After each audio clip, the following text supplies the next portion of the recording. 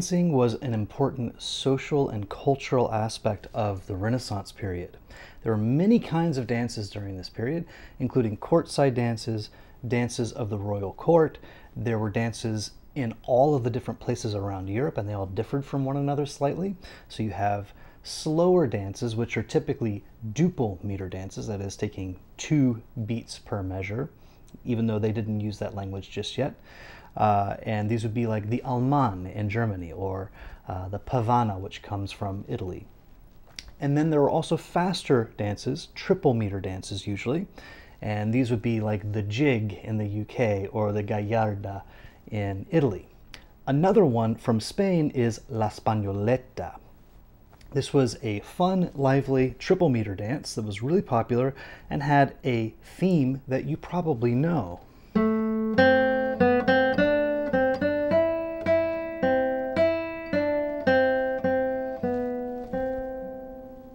The same theme from Gaspar Sanz's Españoleta from the 17th century in the Baroque period in Spain.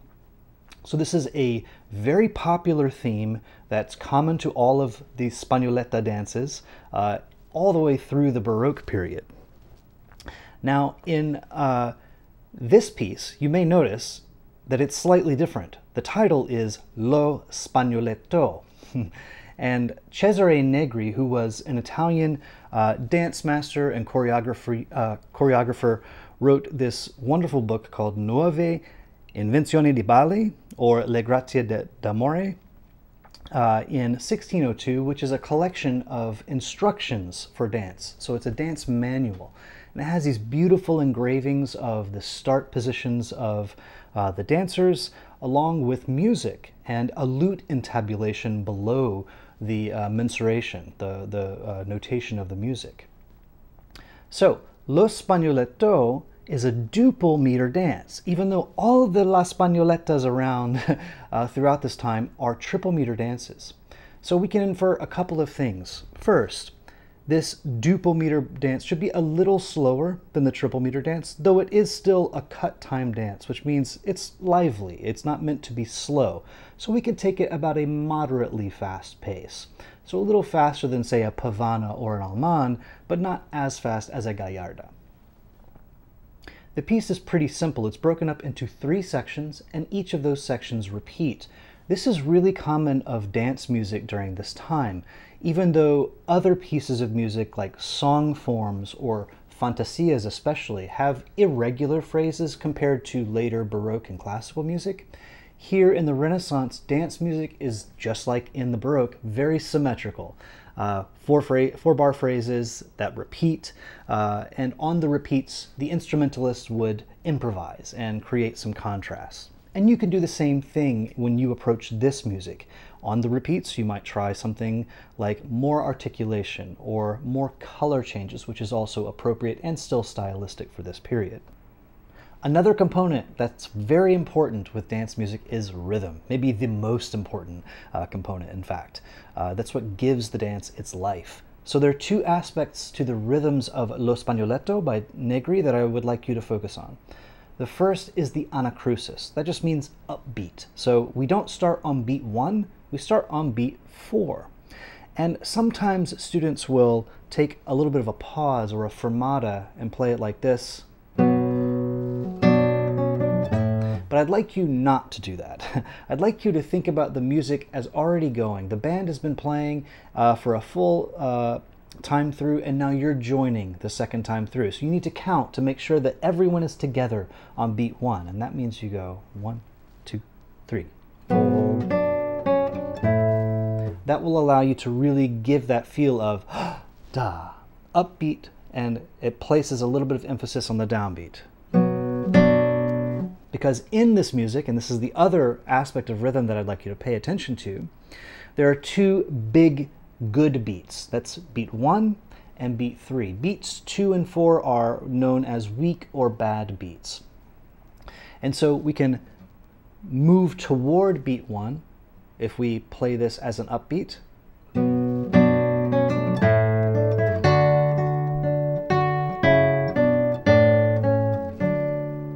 Okay? So those are the 2 rhythmic components you really have to keep in mind. And it appears all the way throughout the piece. So not only do we have the upbeat or anacrusis at the very beginning here, but in measure 4, again we have the same thing. And then at measure 8, again, an upbeat. So pay attention to when the upbeat appears, because sometimes it also appears in the middle of a section. So if we look at measure, let's see, 6. Yes, measure 6. Da da dee, da da da dee da. So there's an upbeat there as well, right?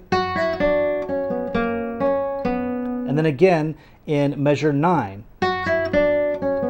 Same thing. So exactly the same phrase there. So pay attention to when the upbeat comes and really allow the music to move forward toward beat 1 so that it has some momentum. That will help you keep the liveliness of the dance. And then also the rhythmic components or the meter of emphasis on beat 1 and 3. Try not to accent beats 2 and 4. Those are weak beats. We also don't want to over accent beat 1. It should be nice and subtle and dance-like. But we do want to feel a little bit of a slight emphasis on beats 1 and 3. In this period, polyphony is very important. Polyphony just means many voices. We have many distinct voices together here. Usually it's only 2 voices in this particular piece. You'll have a third voice, but it's not always moving, which means it's not as significant. But we have 2 moving voices in this piece. And so one thing that's really important for you when you first learn this music is to separate the voices, play them by themselves. So I'll play the bass voice for you.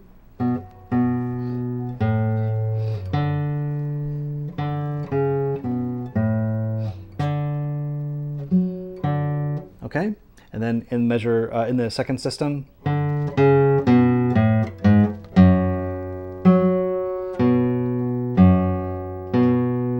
So even though it might not sound like the most interesting line, it is a distinct line. And then if we do just the top voice by itself,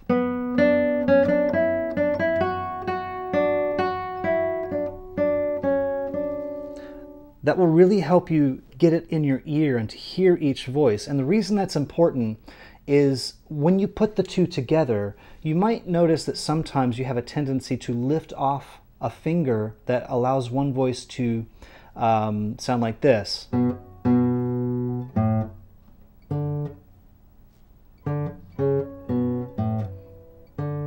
If you lift your fingers early, we cut off those resonances and the notes don't connect together in a smooth legato way. So it's really important when we put the voices back together. As my fingers are moving here, 1 and 4, at the end of measure 1, the 3 stays down on the G all the way up until the beginning of measure 2 when we play the C. And the same thing here, the C stays down the whole time until it moves here. And then here we hold the G until here. So there's a little bit of finger independence in the left hand that's required. Just really make sure you're following the durations in the score and keeping your fingers down all the way up until when the next note starts. The right hand challenges are really about alternation in the right hand. And I think it's important that you plan out what fingers you'll use from the beginning. I didn't write out right hand fingerings here because there are lots of different things that you could do. Like here at the beginning, I think just P-I-M and then P-I-A. But here you could do lots of things. I-M-A. You could do M-I-A with an M on the middle G. There are several different ways to approach this, but I think it's important to plan out your fingerings, especially when you get to some places like in measure 6, or yeah, going into measure 6. So here's how I play this. You could also do it like this, which I do sometimes as well. And then measure 8, same kind of thing. M-I, you could do M and A. I find that works really well. And then I on the G, M-I, and then again. P, M, A, M, I, M, I, M, and then you could do A or I there. But plan out your right hand fingerings. And the reason that's important is when you start to add tempo, if you're not alternating your right hand fingers, you'll easily start to stumble. So we really want to make sure that everything is nice and secure. Now, this piece originally is in what looks like B minor in the original lute tablature. Technically, it's not B minor because we're dealing with modes during this time. I won't go very deeply into modes yet. We'll talk about that later in a different lesson. But I've moved it down to A minor, so it's not in second position, but in first position. However, it's not A minor, it's A Dorian. And so you will notice that we have an F sharp. We also have a G sharp, which is something different. But we have an F sharp in measure 1, 2, 3, 4. Yeah, measure 4, right? Right here in the bass on the 6th string. And that's due to the mode. And the only difference between A minor and A Dorian is that F sharp. Here's A minor. Sorry. And then here's A Dorian. Has a different flavor, a different character to it. And that's something that you'll have to get used to as we move to other music later in the course, which all uses modes. Because this is dance music, as we discussed earlier, the phrasing is really simple. There are 4 bars in each section, and each of those sections repeat. One little quirk about the first phrase, though, that I want to touch on is at the end of measure 4, we have this in measure 3, a C chord, 1, 2, and then this E. That E, don't treat it like an anacrusis or like an upbeat. And it's also, even though it's on a strong beat, on beat 3, it's just filling out some harmony. 1, 2, 3. It's repeating the E from the C chord. That's all that it's doing. So it should be nice and soft, not emphasized. So we would play it like this.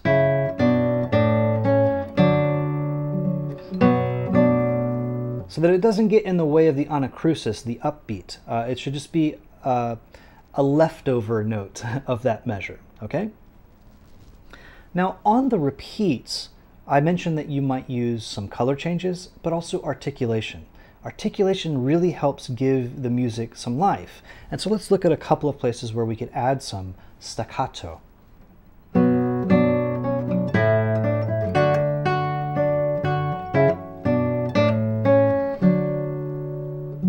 Okay, that's one way to do it. I did a couple of things there.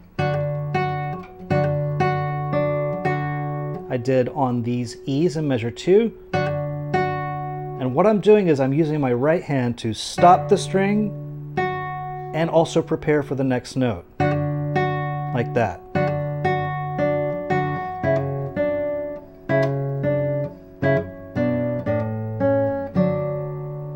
That's one way to do it. You don't have to do it exactly that way, meaning you could put the staccato on different notes. Like I could do something like... It's a little more challenging, and for some of those you might want to do actually repeat a finger, so M, and then you stop the finger with M. That can be a useful way to use staccato on certain notes, depending on whether you're crossing strings or not. Another place where you could add some staccato is on the second section. I really like this, having a little bouncy feel to it with all those quarter notes in a row. So something like this, if I go from the end of the first section,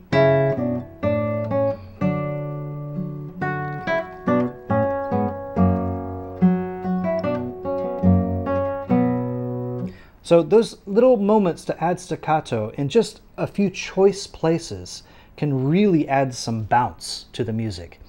So I would explore different places where it sounds good to you. I'm not giving you rules for, oh, add it here, because it can work in different places. You'll notice that sometimes I'm doing it on strong beats,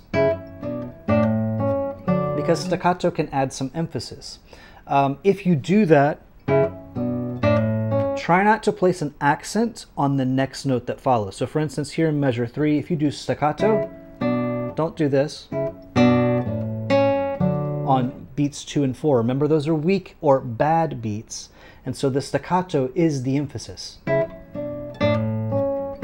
even want to decrescendo a little bit on the next note to really make those feel like strong, weak beats. Okay? But there are lots of moments to do this, and it's really going to give a lively dance feel to the music. Just a quick word about the capo. I have it on the 2nd fret. I really like it there because it provides some brightness to the music, but it's still nice and resonant. However, you could put it on the 3rd fret, which is pretty standard, I would say. A lot of people recommend using the 3rd fret to approach or approximate lute tuning, or you could have no capo at all. I will say, however, that lute tuning during this time was relative, meaning whatever capo position you put it at, you're not necessarily going to be playing at lute tuning. You'll also notice I'm not using the 3rd string tuned down to F sharp for this particular piece. Well, we're going to introduce that in a later lesson. I find it just works really nice and comfortably in sort of this A minor kind of shape to have the 3rd string tuned to standard for this particular piece of music. But with the capo, it's basically like a movable nut. So if you do choose to use it, whatever position you place it, you'd play it just like there was no capo at all. So when I read the music, I see A, E, A, and I'm playing it here, even though this is a B minor chord with B, F sharp, and B. That's how it sounds. The way that it looks is the shape of A minor. So you play just as though there were no capo at all, like you're moving the nut to where you put the capo. So that's how you use the capo.